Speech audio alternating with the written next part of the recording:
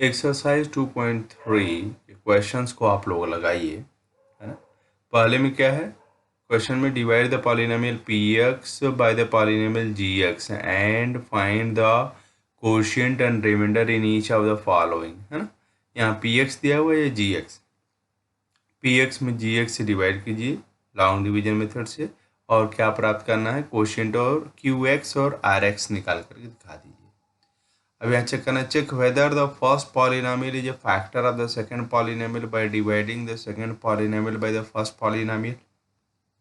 ये वाला फर्स्ट वाला पॉलिनोमियल इस सेकंड वाले पॉलिनोमियल का फैक्टर है कि नहीं। तो भाई अगर फैक्टर होगा तो इसे कंप्लीट डिवीजन होगा और रिमाइंडर पॉलिनोमियल कितना आएगा, 0 आएगा। तो इस दूसरे वाले पॉलिनोमियल में पहले वाले पॉलिनोमियल से डिवाइड करिए। अगर रिमाइंडर 0 आ जा रहा है तो हम कहेंगे पहला वाला पॉलिनोमियल दूसरे वाले पॉलिनोमियल का क्या है, फैक्टर है ना। ऐसा तीनों में करिए। अब इसमें कहा जा रहा है कि obtain all zeros of 3x⁴ plus 6x³ minus 2x² minus 10x minus 5 if two of its zeros are square root of 5/3 and minus square root of 5/3। ठीक है, तो भाई ये दो जीरोज दिए गए हैं, तो दो फैक्टर्स, इस तरह का एग्जाम्पल मैंने पिछले टर्म पे लगवाया था। दो फैक्टर्स आपको मिल जाएंगे, ठीक है। दोनों फैक्टर्स को आपस में मल्टीप्लाई कर दीजिए, मल्टीप्लाई कर देंगे तो जो आएगा वो भी इसका क्या होगा, फैक्टर होगा। जैसे x बराबर दिस मच इज 0 और x बराबर दिस मच इज 0, तो इसको उधर लाएंगे तो x minus square root of 5 इसका फैक्टर होगा और x plus square root of 5/3 इसका फैक्टर होगा। दोनों को मल्टीप्लाई कर देंगे तो x² माइनस 5/3 इस पॉलिनोमियल का क्या होगा, फैक्टर होगा। ठीक है, तो फैक्टर अगर होगा तो उससे इसमें कंप्लीट डिवीजन हो जाएगा। तो जब डिवीजन करेंगे तो क्या हो जाएगा, इस पॉलिनोमियल को आप लिख सकते हैं x² माइनस 5/3 इंटू समथिंग। तो जो समथिंग वाला हिस्सा आ रहा है उसका फैक्टराइजेशन करके दो जीरोज और प्राप्त कर लेंगे। ठीक है, ऐसा उदाहरण में मैंने पिछले टर्म पे करवाया था।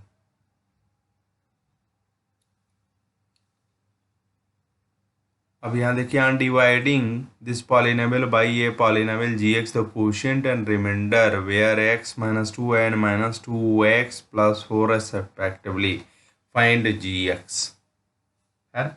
आपको जो है ये पी एक्स दिया गया है, जी एक्स नहीं मालूम है, आपको कोशिएंट मालूम है x माइनस 2 और रिमाइंडर माइनस 2x प्लस 4 दिया गया है।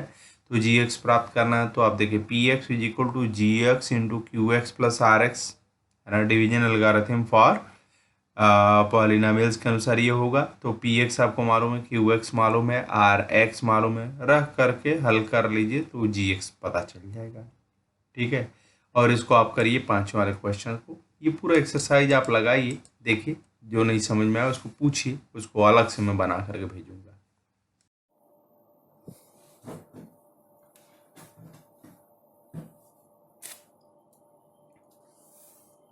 अब आइए हम लोग चैप्टर नंबर 3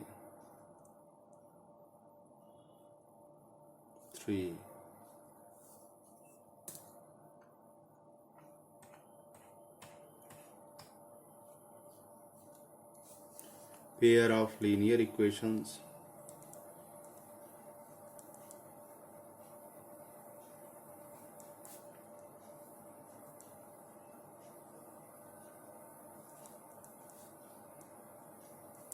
इन टू वेरिएबल्स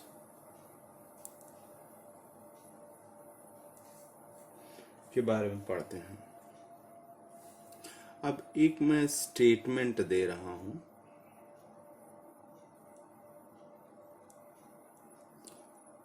उसको हमें मैथमेटिक्स में कन्वर्ट करना है। मान लीजिए मेरे पास और आपके पास जितने रुपए हैं उनका सम 100 है, तो इसको मैथमेटिक्स में कन्वर्ट करिए। तो मान लीजिए मेरे पास x रुपए है और आपके पास क्या है, y रुपए है, दोनों का सम कितना है, 100 है। तो देखिए ये मैथमेटिक्स में कन्वर्ट हो गया, x plus y is equal to 100, where x is the amount of money that I keep and y is the amount of money that you keep, है ना। अगर ऐसा कहा जाए कि मेरे पास जितना रुपए हैं उसका डबल और आपके पास जितना है उसका ट्रिपल का सम 200 है, तो ये क्या हो जाएगा, इस तरीके से हो जाएगा। ठीक है, तो इस स्टेटमेंट को भी हमने मैथमेटिक्स में कन्वर्ट कर दिया। तो इस तरह के जो रिलेशंस हैं वेरिएबल्स, इसमें वेरिएबल्स क्या है, एक्स और वाई है। क्यों एक्स और वाई वेरिएबल है, यहाँ पर भी एक्स एंड वाई वेरिएबल है। चलिए इसके बारे में बात करते हैं। अगर एक्स वाई, एक्स मेरे पास 10 रुपए है तो आपके पास 90 रुपए है, मेरे पास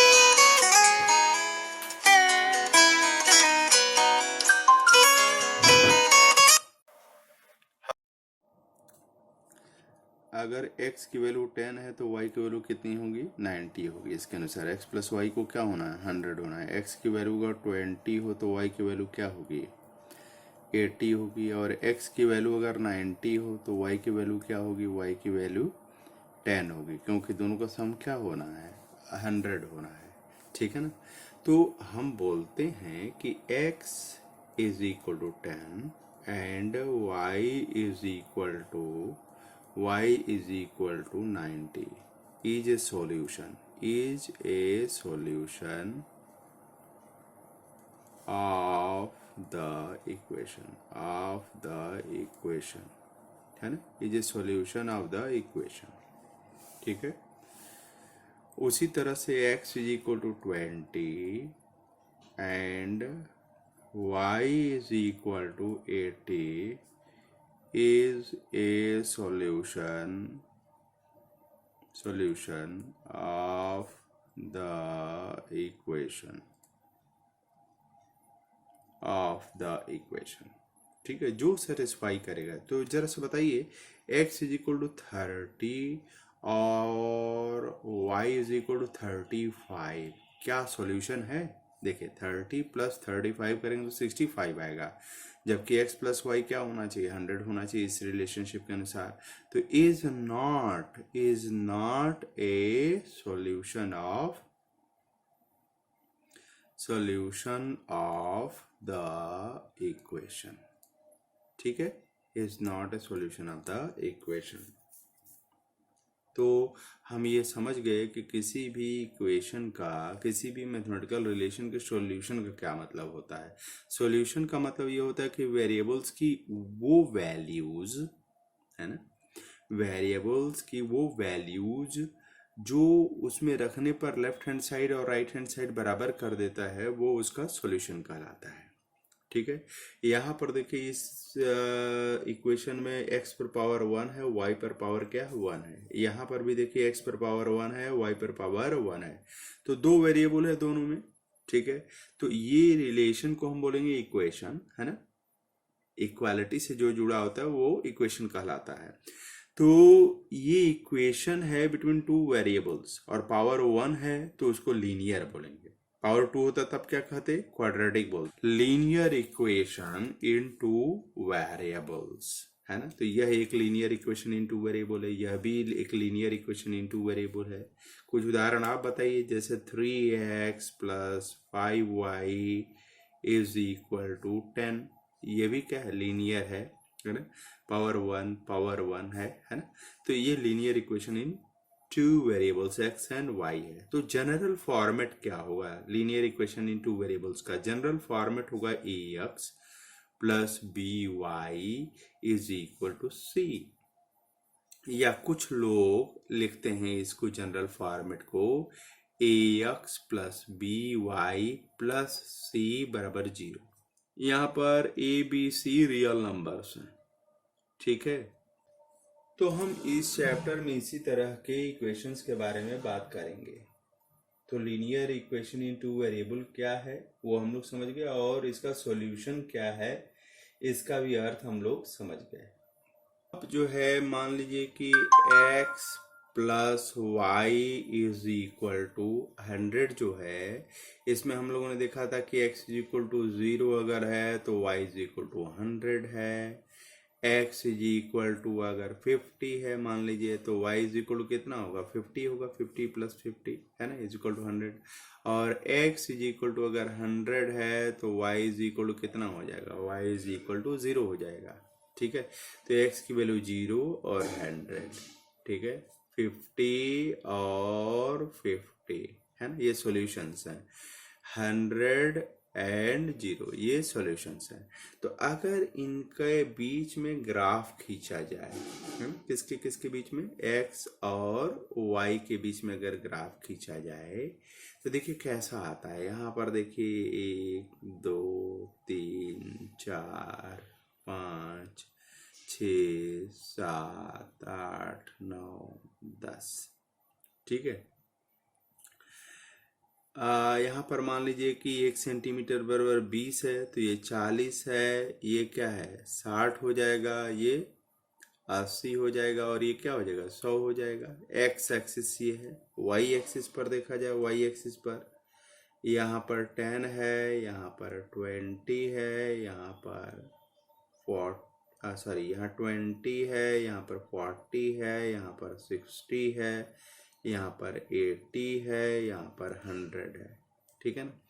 तो x इज इक्वल टू 0 और y इज इक्वल टू 100 ये हो जाएगा। x is equal to 0, y is equal to 100, ये पॉइंट ये हो गया।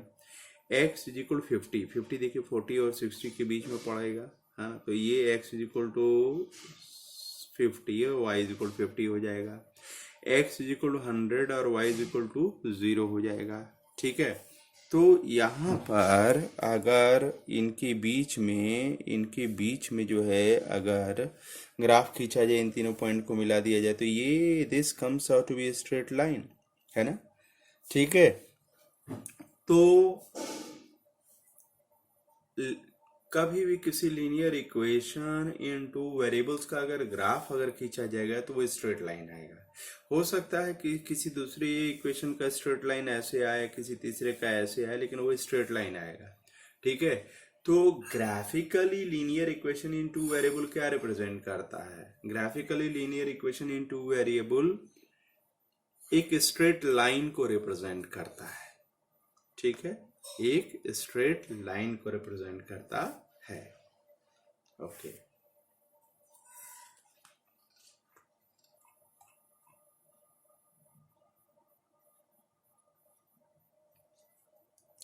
अब आइए example number 1 page number 41 NCERT में, ठीक है। इसमें जो पिछले पेज पर एकदम शुरुआत में, चैप्टर के शुरुआत में एक प्रॉब्लम दिया है, जैसे Akhil went to a fair in her village, she wanted to enjoy rides on the giant wheel and play hoopla, है ना, a game in which you throw a ring on the items kept in a stall, and if the ring covers any object completely you get it. The number of times she played hoopla is half the number of rides she had on the giant wheel. If each ride costs ₹3 and a game of hoopla costs ₹4, how would you find out the number of rides she had and how many times she played hoopla provided she spent ₹20? ठीक है। जो अखिला है उसने वो मेले में गई है, ठीक है, वो बड़े वाले झूले पर भी झूलना चाहती है और हुप्पा नाम का गेम भी खेलना चाहती है। वो है ना जिसमें एक रिंग को थ्रो किया जाता है, वो किसी वस्तु पे गिरा और उसको ढक लिया तो वो आपका हो गया, उसी को हुप्पा बोलते हैं, ठीक है। तो कुल खर्च जो है 20 रुपए हुआ, ठीक है। अब ये हमको मालूम है कि राइड का रेट कितना है, 3 है, और हुप्पा का रेट पर गेम कितना है, 4 रुपए है। हमें ये नहीं मालूम है कि राइड उसने कितनी बार किया और हुप्पा कितनी बार खेला। तो मान लीजिए कि x बार जो उसने राइड किया और y बार जो है हुप्पा खेला, तो दोनों का सम कितना हो जाएगा, 20 हो जाएगा। x बार में एक बार में 3 रुपया, तो x बार में कितना होगा, 3x होगा। एक बार में y रुपया, तो 4 बार में कितना होगा, 4y हो जाएगा। दोनों का सम कितना हो जाएगा, 20 हो जाएगा, क्योंकि 20 टोटल सम स्पेंट है, ठीक है। तो ये देखिए मैथमेटिकली इस घटना को हमने mathematically linear equation in two variables के रूप में लिख दिया। अब इसको ग्राफिकली हमको रिप्रेजेंट करना है, ठीक है। तो ग्राफिकली कैसे रिप्रेजेंट करेंगे, इसके लिए हमें क्या करना पड़ेगा, x और y लेना पड़ेगा, ठीक है, तो पहले इसे आप क्या कीजिए कि 3x को इधर लाइए, तो 4y बराबर 20 माइनस 3x। ओके, तो y इज इक्वल क्या हो जाएगा, 20 माइनस 3x डिवाइडेड बाई 4 होगा। अब क्या है कि यहाँ पर x की वैल्यू रखते चले जाइए और y की वैल्यू मिलता चला जाएगा। ठीक है, तो यहाँ पर x और यहाँ पर y, x की वैल्यू 0 ले लीजिए, x की वैल्यू 20/3 ले लीजिए, जैसा कि एनसीईआरटी में लिया है। x की वैल्यू 4 ले लीजिए, तो अगर x की वैल्यू 0 अगर ले लेंगे तो यहाँ 0 लेके 3 इंटू 0 0 हो जाएगा, 20 माइनस 0 क्या हो जाएगा, 20 हो जाएगा, 20/4 क्या हो जाएगा यार, 5 हो जाएगा। ठीक है, अब x की वैल्यू अगर 20/3 ले लिया जाए, x की वैल्यू अगर 20/3 ले लेंगे तो 3 3 कट जाएगा, तो 20 माइनस 20 क्या हो जाएगा, 0 हो जाएगा, 0/4 क्या हो जाएगा, 0 हो जाएगा। x की वैल्यू अगर 4 लें, 4 3 12 हो जाएगा, 20 माइनस 12 8 हो जाएगा, 8/4 करेंगे तो क्या हो जाएगा, 2 आ जाएगा। तो इसके सॉल्यूशंस 0 5 20/3 0 और 4/2 है। ठीक है, ऐसे कुल कितने सॉल्यूशंस प्राप्त आप कर सकते हैं, इनफाइनाइटली प्राप्त कर सकते हैं, क्योंकि जो linear equation in two variable होता है उसका जो ग्राफ आता है वो स्ट्रेट लाइन आता है, और स्ट्रेट लाइन पे जितने भी पॉइंट्स होंगे सबका एक्स और वाई का वैल्यू इसमें रख दीजिए तो सेटिस्फाई होगा, लेफ्ट हैंड साइड पर राइट हैंड साइड हो जाएगा। ठीक है, तो हमने उसमें से स्पेसिमेन 3 ही लिया है। ठीक है, आइए इसका ग्राफ हम लोग खींचते हैं।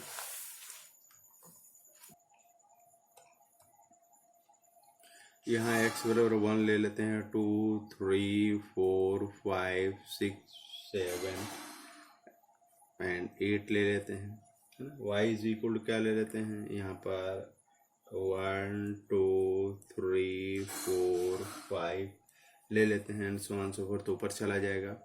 तो अब आइए देखिए, x इक्वल 0 पर y इज इक्वल क्या है, 5 है, तो ये एक पॉइंट हुआ। x इज इक्वल टू 4 पर, x इज इक्वल टू 4 पर y इज इक्वल टू कितना आया था, x इज इक्वल टू 4 पर y इज इक्वल टू 2 आया था, ये पॉइंट हुआ। और x is equal to x is equal to 20/3 मतलब 6.67 के लमसम पर y इज इक्वल क्या आया था, 0 आया था। तो ये वाला पॉइंट क्या है, 0 5 है, यह वाला पॉइंट क्या है, 4 2 है, और यह वाला पॉइंट क्या है, यह वाला पॉइंट है 20/3 एंड 0 है। तो इन सभी पॉइंट्स को अगर मिला दिया जाए तो this turns out to be what, a straight line, है ना। ठीक है, एक स्ट्रेट लाइन आपको मिल गई।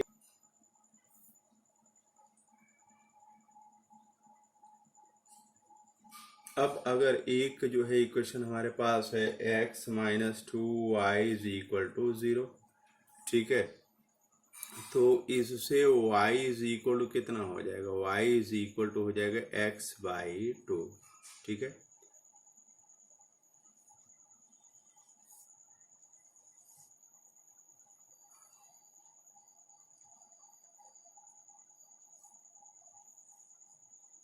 यहाँ पर x और y, ठीक है, तो x इज इक्वल टू 0 अगर ले लीजिए तो y बराबर क्या हो जाएगा, 0 हो जाएगा। x इज इक्वल टू अगर 4 ले लीजिए भैया, 4/2 क्या हो जाएगा, 2 हो जाएगा, है ना। ठीक है, x इज इक्वल टू अगर 6 अगर आप ले लेंगे तो y बराबर क्या हो जाएगा, 3 हो जाएगा, and so on so fourth. तो ये 0 0 पॉइंट मिल गया, ये 4 2 पॉइंट मिल गया, और ये 6 3 पॉइंट मिल गया, तो 0 0 तो ये हो गया, 4 2 ये वाला पॉइंट हो गया, और 6 3 6 और 3, है ना, 6 3 ये पॉइंट हो गया है। ठीक है, ये ऐसे हो जाएगा। ओके, तो this is the plotation of equation x minus 2y is equal to 0, and this is the plotation of the equation 3x plus 4y is equal to 20। ठीक है, हाँ, लेकिन ये इंटरसेक्ट कहाँ पर कर रहे हैं, x is equal to 4 and y is equal to 2 पर इंटरसेक्ट कर रहे हैं। ठीक है,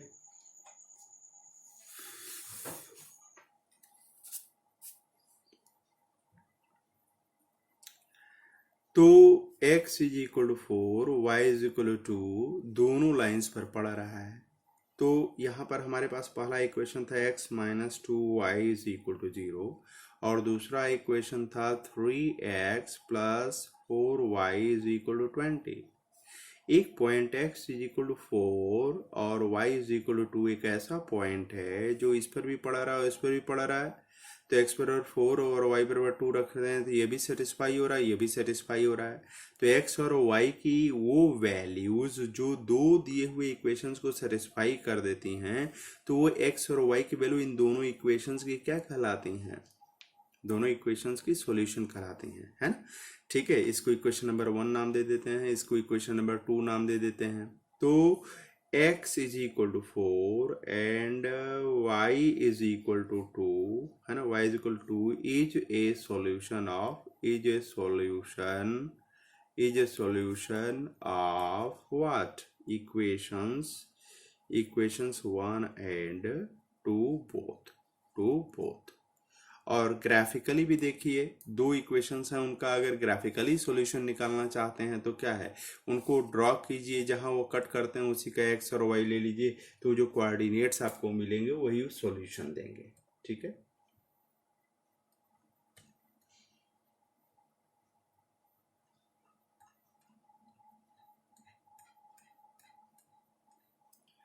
अब मेरी रिक्वेस्ट है आपसे कि example number 2 page number 42, example 2 page number 42 को अगर आप देखें, ठीक है, आप अब देखें इसको, और example number 3, example number 3 page number 43 सब एनसीईआरटी का है। इन दोनों को अगर आप देखें तो ग्राफ प्लॉट किया गया है। अगर इस एग्जाम्पल में अगर देखें तो पहला एग्जाम्पल में दो इक्वेशन है, 2x plus 3y is equal to 9 और ये है 4x plus 6y is equal to 18। ठीक है, दो इक्वेशंस हैं। एक्चुअली इसमें केवल 2 से मल्टीप्लाई कर दीजिए तो ये वाला आपको मिल जाएगा। तो ये 2x plus 3y is equal 9 है, 2 से मल्टीप्लाई करेंगे तो 4x आ जाएगा, ये 6y आ जाएगा और ये 18 आ जाएगा। ठीक है ना। तो दोनों का ग्राफ अगर प्लॉट करेंगे तो एक ही लाइन आएगा। तो इसका मतलब ये है कि दोनों ही एक ही लाइन को रिप्रेजेंट कर रही हैं।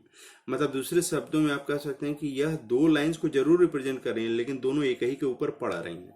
यानी पहले वाले का हर सॉल्यूशन इसका भी सॉल्यूशन होगा, क्योंकि जो पॉइंट्स कॉमन होंगे वही सॉल्यूशन होता है। तो इन दोनों इक्वेशंस के इनफिनिटली मेनी सॉल्यूशंस होंगे। अब आइए एग्जाम्पल नंबर 3 में। एग्जाम्पल नंबर 3 में हमें क्या इक्वेशंस दिए गए थे? पहला equation x plus 2y minus 4 is equal to 0 है, और दूसरा इक्वेशन जो है 2x plus 4y minus 12 is equal to 0 है। यहाँ पर देखिए इसमें 2 से मल्टीप्लाइड है 2x, ये 2 से मल्टीप्लाई 4y, लेकिन ये 2 से मल्टीप्लाई करने पे 8 आएगा और ये माइनस 12 है। ठीक है ना, तो इसमें फर्क हो गया है। तो इन दोनों का ग्राफ प्लॉट किया जाएगा तो दो पैरेलल लाइंस आएंगे, और आप जानते हैं कि पैरेलल लाइंस जो होती हैं वो इनफाइनाइट पर कट करती हैं, मतलब कहीं कट ही नहीं करती हैं। तो इन दोनों का सॉल्यूशन कुछ भी नहीं होगा। तो graphically graph point of view से हम कह सकते हैं कि अगर दो स्ट्रेट लाइंस का ग्राफ खींचा गया, वो अगर ऐसे कट कर रही हैं, तो यहाँ पर यह one and only one point मिल रहा है, तो ये यूनिक सॉल्यूशन हुआ। हो सकता है पहली लाइन दूसरी लाइन पर ओवरलैप कर जाए, तो पहली लाइन का हर पॉइंट दूसरी लाइन के हर पॉइंट पर पड़ रहा है, तो उसके इनफिनिटली मेनी सॉल्यूशंस होगा। ऐसा भी हो सकता है कि पहली लाइन और दूसरी लाइन एक दूसरे के क्या हो जाए, पैरेलल हो जाए। तो अगर ये दोनों अगर पैरेलल हो जाएंगी तो इनफिनिटली मेनी सॉल्यूशंस, कुछ भी कोई भी सॉल्यूशन नहीं होगा, कुछ कॉमन है ही नहीं। ठीक है, तो कुछ सॉल्यूशन नहीं होगा इसका। ठीक है,